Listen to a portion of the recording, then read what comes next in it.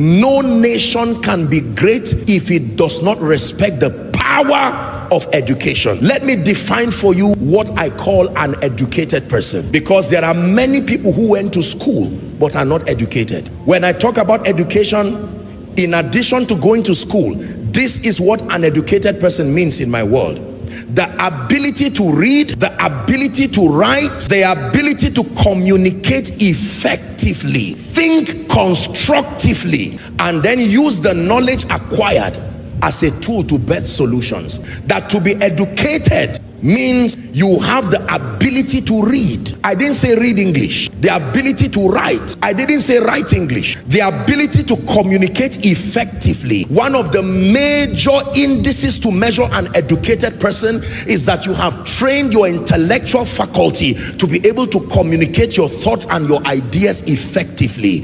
If that does not happen to you, you are greatly disadvantaged, even if you went to school.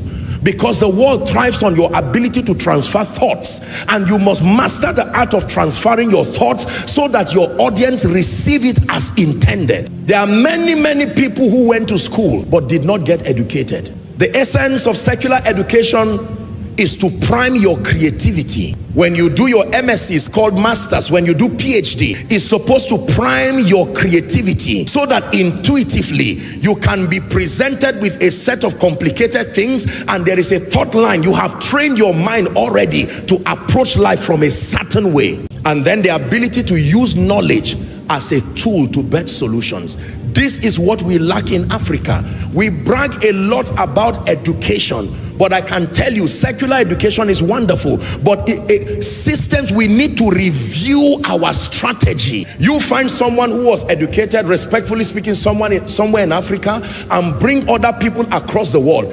Maybe they even study the same course. When they sit down, they will not be able to talk, because one has not been trained to think effectively, to communicate their ideas. Even when they are right, you ask them, okay, so how do we make this work? And they are at a loss. Priming your creativity, your ability to communicate, that intuitiveness, this was the whole idea of being educated. It still remains so. So we must be able to trust God to see the power of education. There is a spirit in man and the inspiration of the Almighty. Can I tell you this? Don't brag around just moving and saying, I'm a graduate.